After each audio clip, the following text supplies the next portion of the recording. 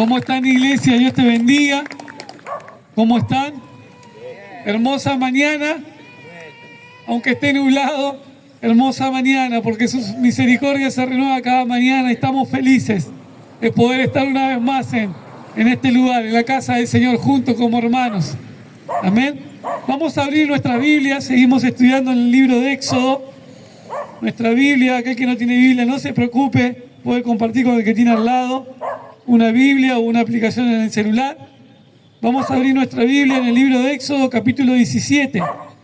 ¿Sí? Hermosa palabra la del domingo pasado. No pude estar, pero la leí, hermosa palabra, una bendición. Dios está llamando. Y Dios sigue llamando en esta mañana, amén. Dios está llamando y Dios te sigue llamando en esta mañana. Vamos a abrir nuestra Biblia en Éxodo, capítulo 17. Y vamos a leer del 8 al 13. Es un poquito larga la historia, pero no importa, vale la pena. Del 8 al 13. Y yo voy a leer la versión Reina Valera, que es la versión que mayormente encontramos en la Biblia. ¿Sí? Y cuenta la historia. Cuenta la historia del pueblo de Israel. Venimos avanzando con Moisés. Pero ahora vamos a seguir avanzando con Moisés, pero ya cuenta la historia, ¿sí?, del pueblo de Israel. Voy a leerlo y después vamos a entrar un poquito más en contexto, en cómo venía. Dice: entonces vino Amalec y peleó contra Israel en Refidim. Y dijo Moisés a Josué: escógenos varones y sal a pelear contra Amalec. Mañana yo estaré sobre la cumbre del collado y la vara de Dios en mi mano.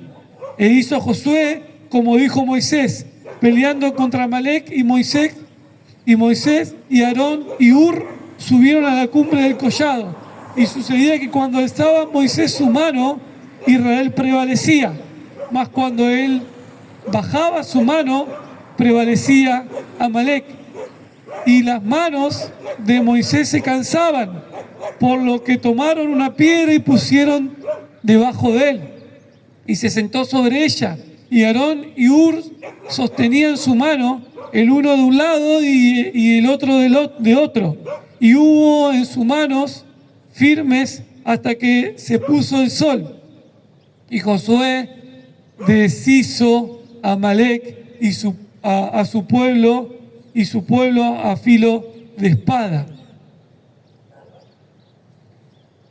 Su pueblo a filo de espada.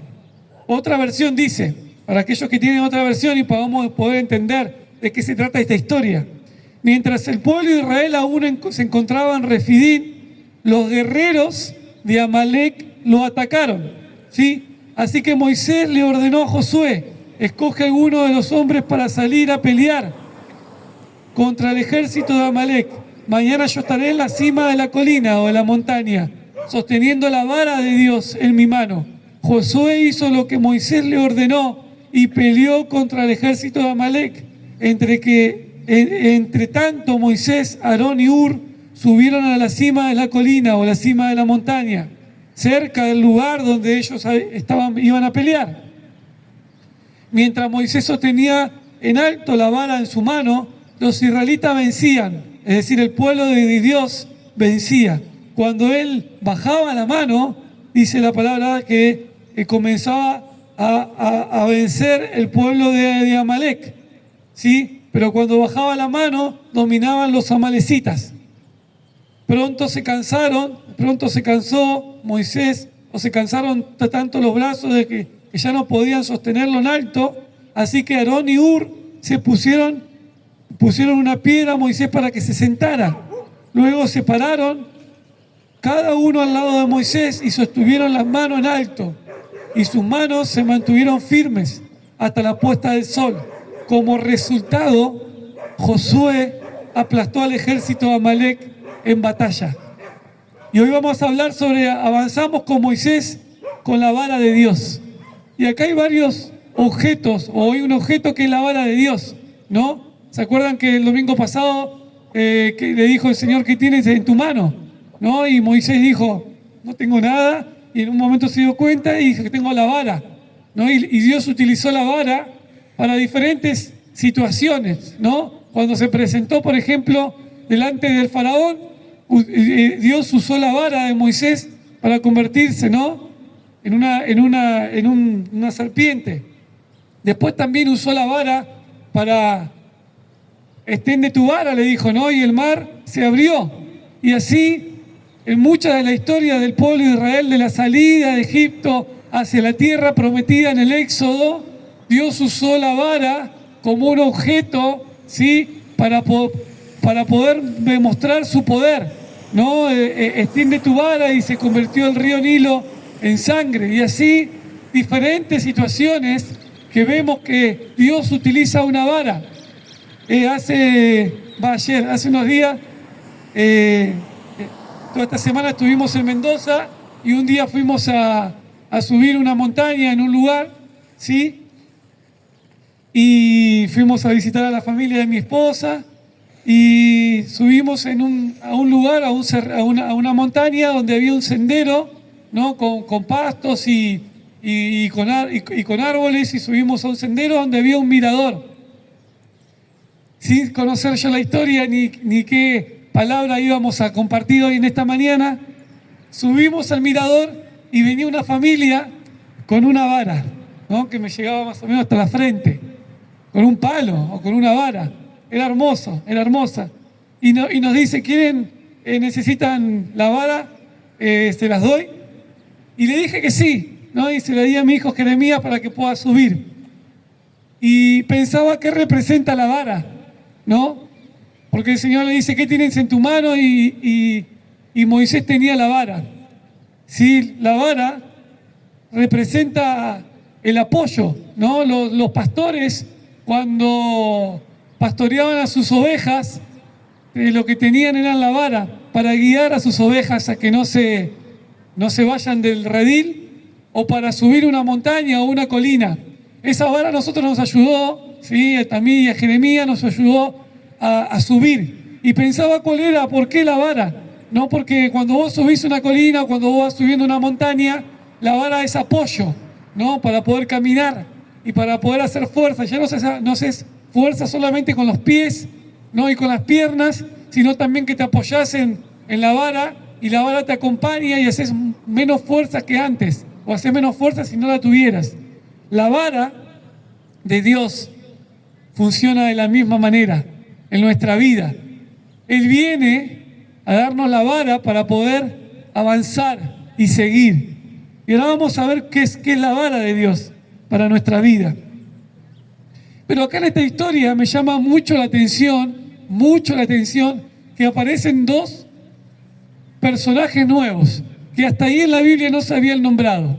Si ustedes leen un poquito más, o si ustedes leen y prestan atención, aparecen dos personajes nuevos en esta historia, que es primero Josué y que es Ur. Son dos personas nuevas, ¿no? Dice la historia. Hay comentaristas, estaba leyendo que hay comentaristas que cuentan esta historia, y miren lo que me llamó la atención de esta historia. Si ustedes van a los versículos anteriores, si vamos a ser un poco más estudiosos, si ustedes van a los versículos anteriores, van a encontrar que llegaron a este lugar, ¿sí?, a Refidim. El pueblo de Israel llegó a este lugar.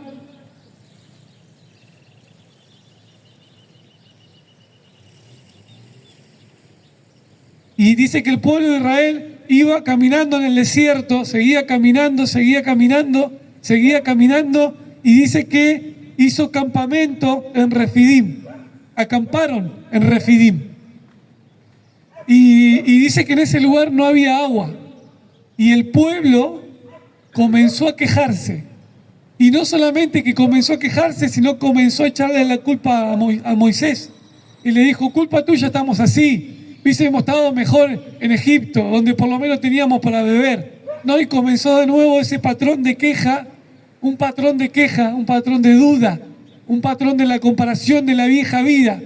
Y Dios me decía también en mi vida, ¿no?, que a veces entramos en esa situación, entramos en ese contexto donde nos empezamos a quejar, donde empezamos a mirar nuestra vieja vida, donde empezamos a actuar con un patrón de comportamiento a la vieja vida, a nuestra vieja naturaleza, a mi viejo Ezequiel o el viejo Ariel y empezamos a quejarnos, ¿sí? Y empezamos a ver cómo era nuestra vieja vida antes y empezamos hasta a añorar esa vieja vida.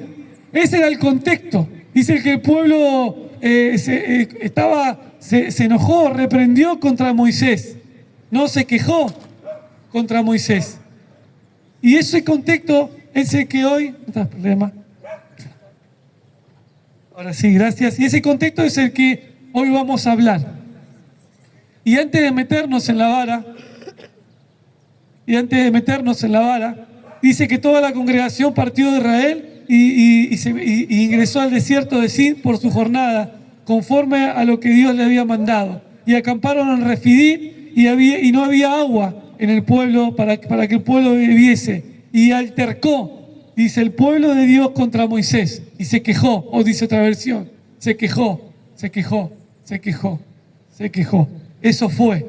Después Dios, a través de la vara, también hizo un milagro, ¿no? Y Moisés le pega, ¿no?, a la piedra y sale y brota agua y ellos pueden beber de esa agua. Ese es el contexto. Ese es el contexto de lo que se menciona. ¿Sí? ¿Sí? No voy a decir estar ahí porque después... Ese es el contexto. Es muy importante entender el contexto. Es muy importante entender qué es lo que sucedía en el entorno, porque eso nos va a permitir entender por qué Dios obró de esa manera en este lugar y por qué Dios obra a veces de una manera diferente en nuestra vida y por qué a veces no suceden las cosas, ¿no? Porque estamos en un entorno sumergido en una situación, ¿no? Sumergido en una situación de queja, de duda, una situación de añorar nuestra vieja vida, o una situación de que, como todavía no vemos el obrar de Dios, creemos que Dios no va a cumplir el propósito en mi vida, ¿sí? Y eso le sucedía al pueblo de Israel. Cada vez que había una situación diferente, cada vez que había un obstáculo, cada vez que había una prueba, sí, se comenzaba a quejarse, comenzaba a poner excusas, comenzaba a comparar la vieja vida con la nueva vida que Dios tenía preparado para él. Había sucedido milagros, se había abierto un mar, ¿sí? Había pasado las 7 plagas, ¿no? Habían destruido a la potencia mundial en ese momento que eran los egipcios. Pero sin embargo el pueblo de Israel todavía, cuando surgían pruebas y dificultades, todavía se quejaba, todavía dudaba de lo que Dios podía hacer, todavía su fe no estaba firme. Todavía miraba la vieja vida como una añoranza, creyendo que la vieja vida en Egipto iba a ser mejor que la nueva vida que Dios tenía preparado para ellos en la tierra prometida. Y Dios me decía, iglesia, y me salgo un poco de la palabra de Dios de esta mañana, Dios me decía que así somos nosotros también. Entramos en una situación de letargo por nuestra queja, por la duda, por querer vivir la vieja naturaleza o la vieja vida, por querer recordar esas situaciones, por quejarnos, por dudar de la palabra de Dios, por dudar de lo que Él me dice y del propósito de Dios que tiene preparado para mi vida. O porque todavía nuestros ojos no ven la promesa que Dios tiene, que Dios nos dio, o que Dios tiene para mi vida y para mi familia. Y a veces somos así, ¿no? Como el pueblo de Israel, este fue el contexto. Y no solamente que terminó dándole agua al Señor, sino que dice que después de dar agua y de haber hecho un nuevo milagro, el pueblo de Israel fue atacado por un enemigo. Fue atacado por un enemigo. La palabra de Dios dice en esta versión que fue atacado, ¿sí?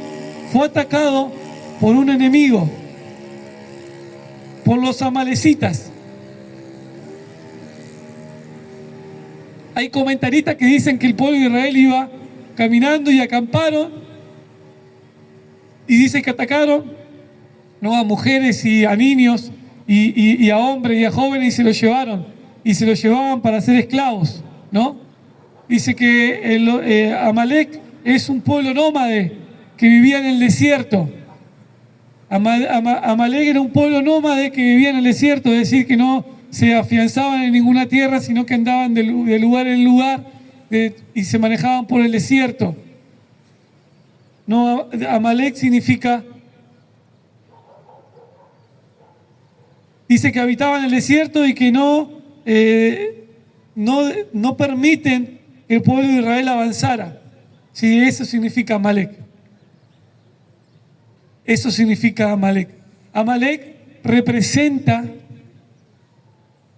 a un demonio que se levanta y entra para sorprender y de manera improvisada, y cuando llega a obstaculizar, a frenar, a destruir y muchas veces a matar el avance del reino de Dios y de quienes lo conforman.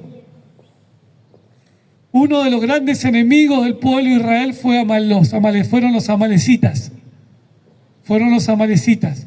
Los amalecitas eran hombres crueles, con maldad, ¿no? Porque estaban al acecho, esperando que alguien pasara en el desierto para poder robar, para poder hurtar y para poder destruir, para poder tomar a esas personas y tomarlas por esclavas, ¿no? Para poder destruir a aquellos que pasaban en el desierto. Mayormente los pueblos o las personas que pasaban por el desierto venían o huyendo de una situación o venían cansados, se abusaban de esa situación. No conocían el desierto, no era fácil andar por el desierto, ¿sí? No lo conocían, entonces aprovechaban la situación de debilidad para poder atacar. Y de la misma manera hace el enemigo, iglesia, en nuestra vida, cuando entra la queja, cuando entra la duda, cuando entran las dificultades, vienen los amalecitas, viene el enemigo, ¿no? Y quiere obstruir el caminar de Dios, el obrar de Dios en nuestra vida, el propósito de Dios, el avance de Dios en nuestra vida. En primer lugar, vamos a hablar sobre la vara que Dios que transforma en aliento, ¿no? La vara de Dios que se transforma en aliento. En Éxodo 4:20, ¿sí? Entonces Moisés tomó a su mujer, a sus hijos, y ya lo leímos, ¿no? Y lo puso sobre su asno y volvió a la tierra de Egipto, y tomó también a Moisés la vara de Dios en su mano. Esa vara ya la traía Moisés, ¿no? La vara no tenía nada especial, sino que Dios utilizaba esa vara para mostrar su poder, ¿sí? Dice que Moisés la traía desde que estaba en la tierra de Jetro, ¿no? Dice que Moisés traía esa vara, y cuando Dios llamó a Moisés, que vimos el domingo pasado el llamado de Dios para nuestra vida, ¿sí? A través de la vida de Moisés que transforma, cuando Dios llamó a Moisés, dice que por alguna razón la historia cuenta que Moisés tomó a su mujer y a sus hijos, los puso sobre el asno para poder ir a la tierra de Egipto, y que también tomó la vara de Dios en su mano. Esto me llamó mucho la atención porque mayormente uno cuando hace un viaje no describe lo que lleva, sino describe con quién va. Nosotros hicimos un viaje la semana pasada, o esta semana en realidad, y no describimos qué llevamos, sino que describimos con quiénes vamos. Bueno, fui con esta persona, con esta persona, o con mi esposo, mi esposa, mis hijos. Mayormente no describís vos a alguien, no, llevé tal bolso con tanta ropa, no lo describís, no somos propensos a describir. Pero por alguna razón Dios permite que sí se describa que Moisés llevó la vara de Dios en su mano. Y seguramente que Moisés, cuando fue llamado por Dios y subió al asno, a su familia, y llevó todas las cosas que tenía junto con la vara y comenzó a caminar junto a Egipto, y seguramente que tuvo que también cruzar el desierto, ¿sí? Le habrán surgido dudas, habrán surgido situaciones en él, temores, dudas, ¿no? Porque Dios lo había llamado, pero él no podía ver nada de lo que todavía Dios le había prometido. Y ahí es donde comienza la fe, ¿no? Ahí es donde comienza la fe. Y dice que la vara representa el aliento de Dios. La vara se transforma en el aliento. Dice, Moisés obedeció al llamado de Dios y resolvió trasladarse a Egipto con su familia, con la vara, tomó también Moisés la vara de Dios en su mano. Y ya no era solamente una vara común y corriente, sino que era la vara de Dios, dice este versículo. Era la vara de Dios. A partir de entonces no fue solo una vara, sino que fue la vara de Dios. Y mire lo que dice en Salmo 23:4.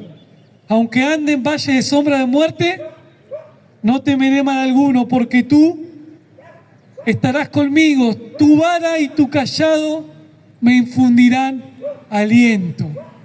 Acá también vemos: tu vara y tu cayado me infundirán aliento.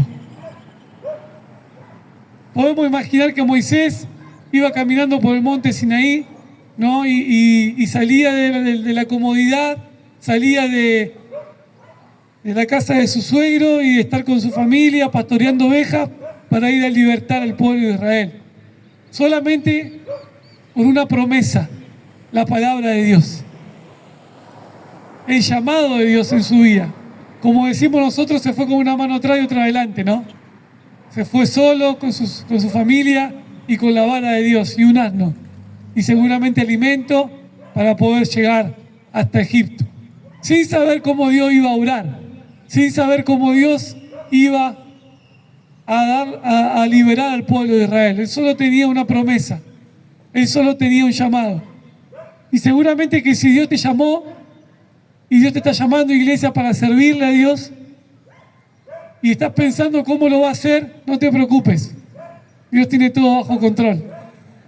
Si estás todavía en duda si es el llamado de Dios para mi vida o no, o cómo lo va a hacer, a dónde me va a enviar y cómo va a ser con mi familia, no te preocupes, porque Dios tiene un propósito eterno y especial.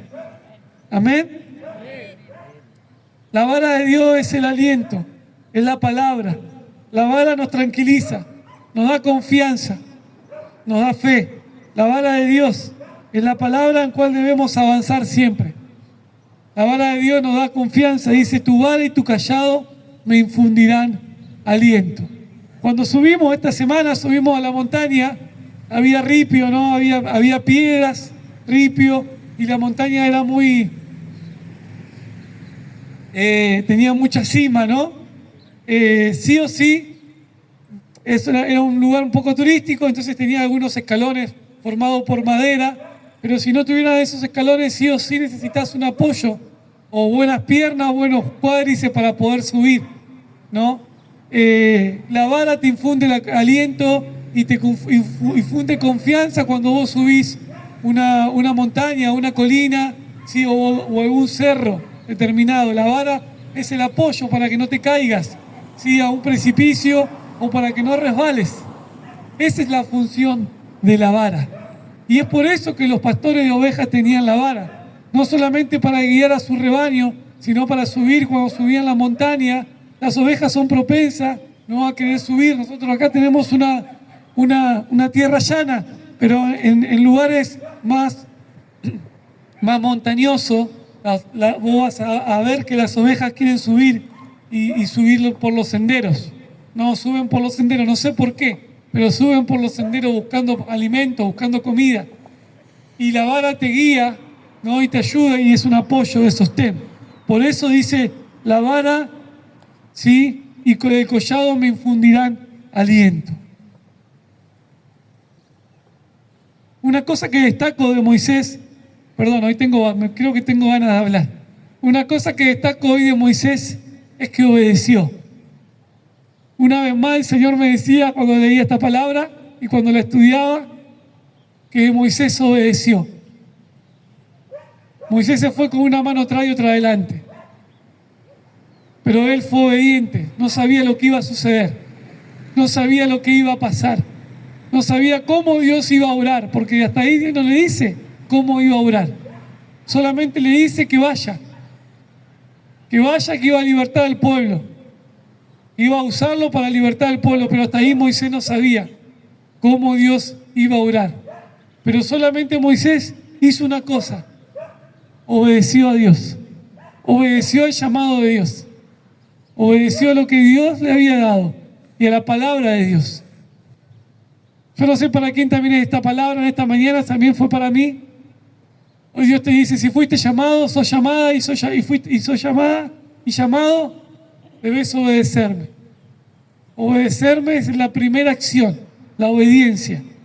Tomar ese paso de fe. Amén. Entonces la vara de Dios nos transforma en aliento.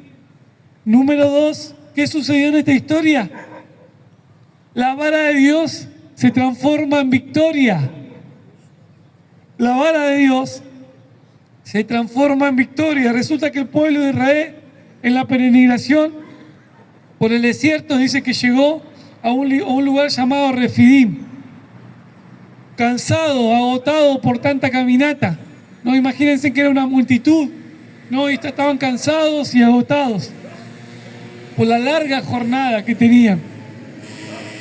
Fue entonces, como hablábamos recién, cuando Amalek, un pueblo nómade, aprovechándose de la debilidad, del cansancio, atacó, dice que mató a gente y se apropió de los bienes de algunas familias que habían acampado.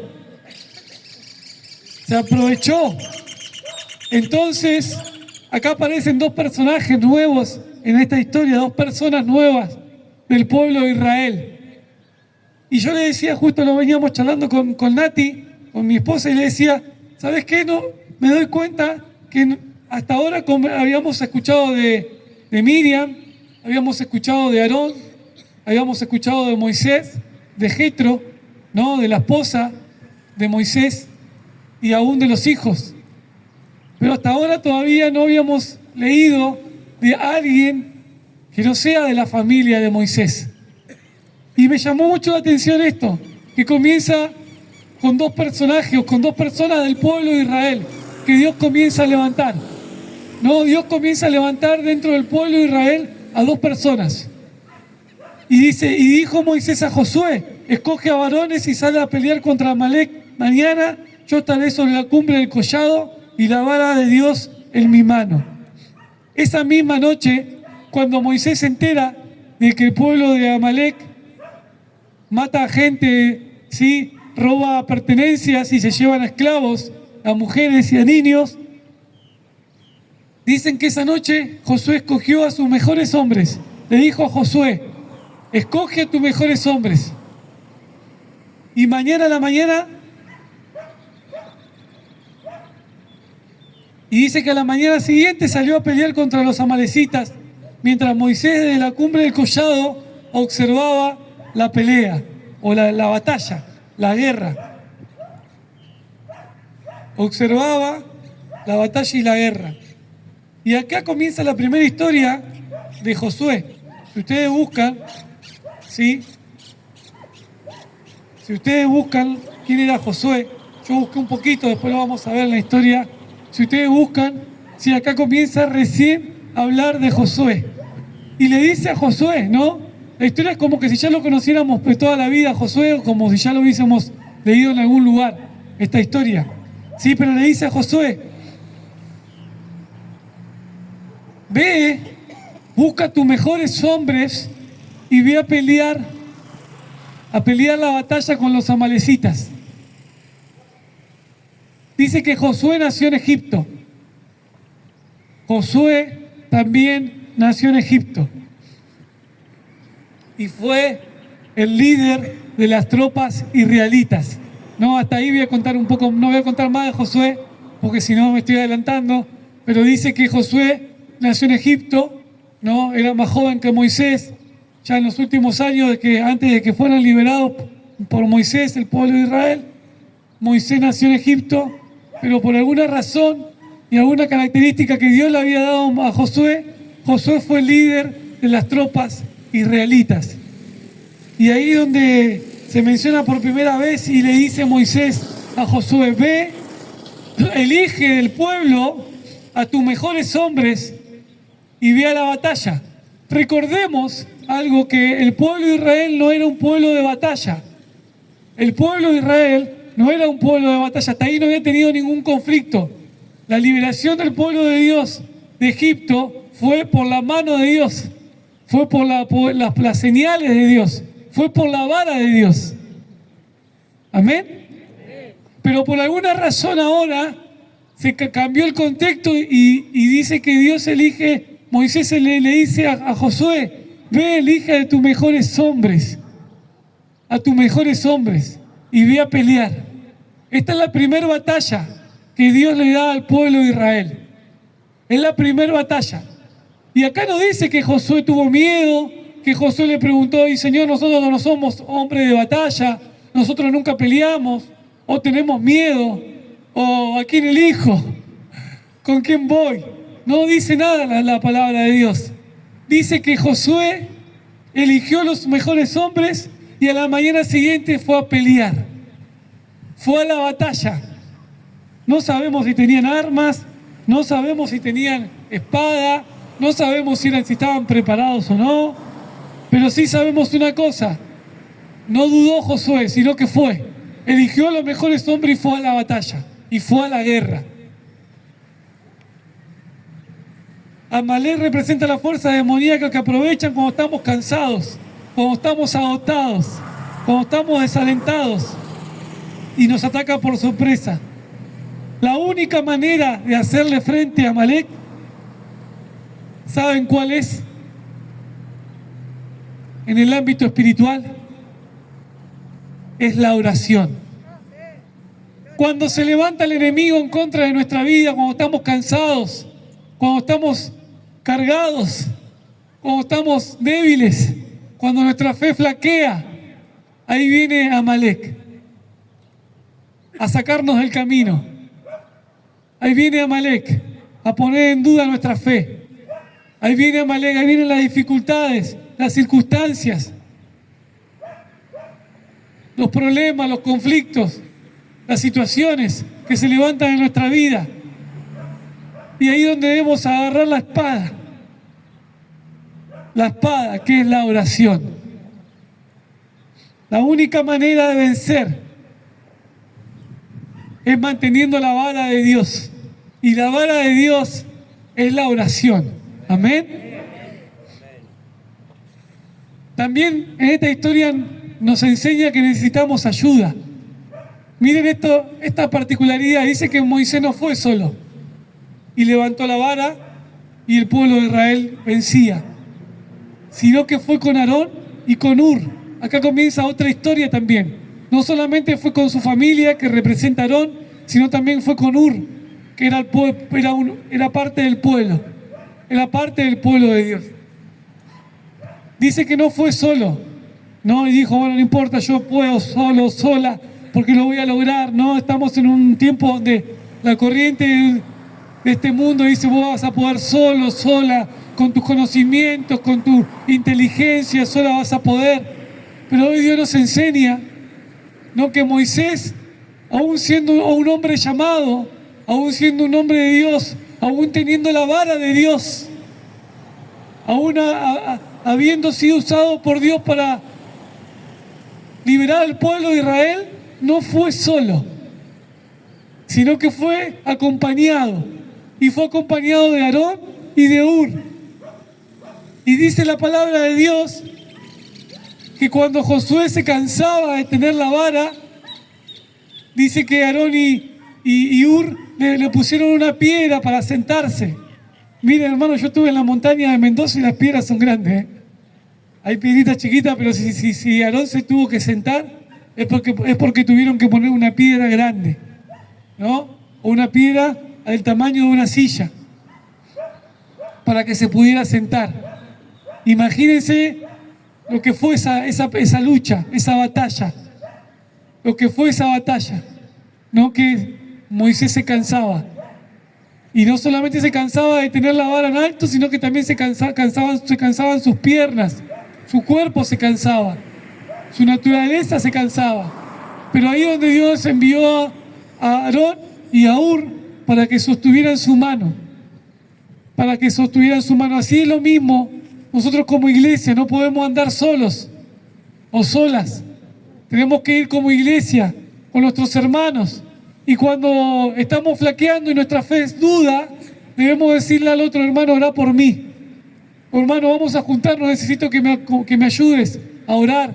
necesito que ores por mí, necesito que podamos compartir una palabra.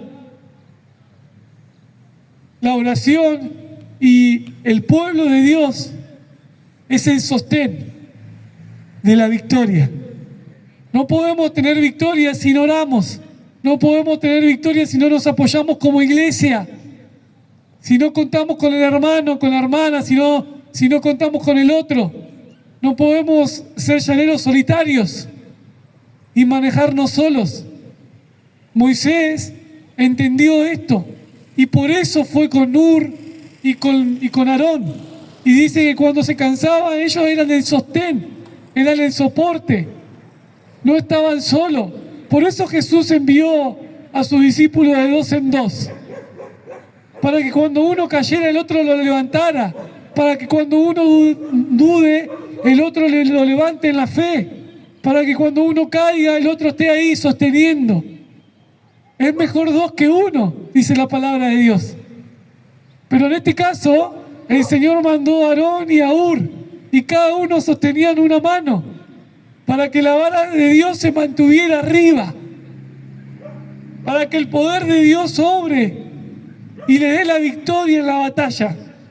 Yo no sé cuál es tu batalla, hermano. Yo no sé cuál es tu batalla.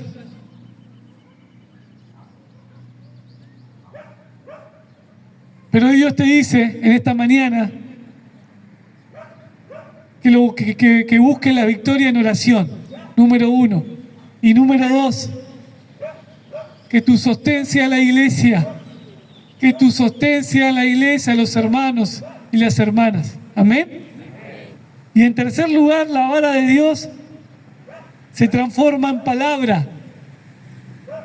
La vara de Dios se transforma en palabra.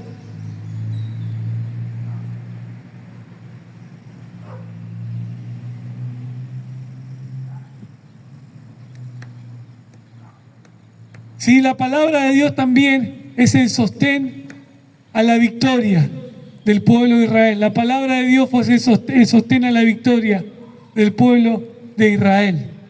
Dios le dio la victoria a través de la palabra, a través de la palabra.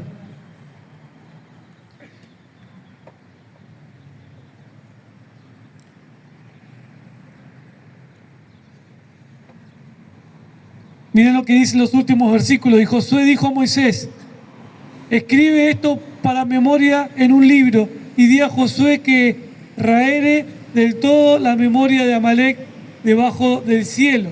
Y Moisés edificó un altar y llamó su nombre ahí Jehová Nisi. Jehová Nisi, que significa Jehová o Dios es mi estandarte. Y dijo: por cuanto la mano de Amalek se levantó contra el trono de Jehová, Jehová tendrá guerra contra Amalek de generación en generación. Pero dijo, y Jehová dijo a Moisés: escribe esto para memoria en un libro. Dios le dijo a Moisés: escribe esto, lo que sucedió, para memoria en un libro. Escríbelo, le dijo a Moisés, escribilo, para que nosotros en el 2024, ¿no?, en la plaza del 17 de octubre podamos estudiar esta palabra y recordar la victoria del pueblo de Israel contra los amalecitas. La palabra está para edificar nuestra vida. Y si no leemos la palabra de Dios, si no la estudiamos, si no la escudriñamos, estamos descubiertos, ¿sí? Estamos sin armadura, sin respaldo. Es por eso que Dios nos envía a estudiar la palabra de Dios, a guardar la palabra de Dios, a guardar sus mandamientos, ¿no? A guardar sus mandamientos, no solamente a estudiar y a conocerla, sino a guardarla, a ponerla por obra, a tenerla como un tesoro. Dice: átatela al cuello, ¿no? Y donde vayas, por el camino, no, guarda mi palabra, dice el Señor. En esta mañana, hoy, iglesia, también, como se lo dijo al pueblo de Israel, sí, la vara de Dios transforma en la palabra, se transforma en la palabra de Dios, en la revelación de Dios, en lo que Él tiene para nosotros. tranquilamente el Señor no le hubiese dicho nada a Moisés y haya quedado solamente como una historia más y se haya perdido en el tiempo. Pero por alguna razón Dios utiliza, sí, y Dios le dice a Moisés, escribe esta historia, escribe la palabra, escríbela. Amén. Entonces, para repasar, número 1, la vara de Dios se transforma en aliento en nuestra vida. Cuando estamos cansados y cargados, la vara de Dios se transforma en aliento para nuestra vida. Número 2, la vara se transforma en victoria, ¿no? A través de la oración. A través de la oración se transforma en victoria. Y número 3, la vara de Dios se transforma en la palabra que viva y eficaz. Y es más cortante que espada de doble filo, dice, que penetra a nuestro corazón. Amén. Vamos a orar.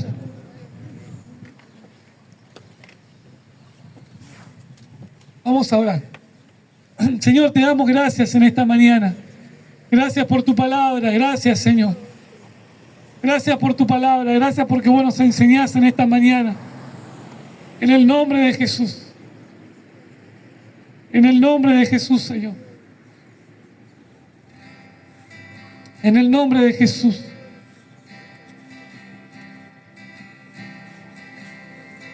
En el nombre de Jesús, Señor. Que podamos tomar el paso de fe en esta mañana. Que podamos tomar el paso de fe al llamado que vos hiciste, Señor. En el nombre de Jesús. ¿Qué tienes en tu mano?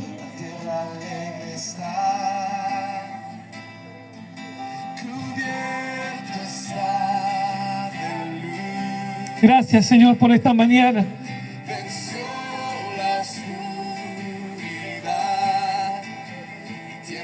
Gracias, Señor, por esta mañana.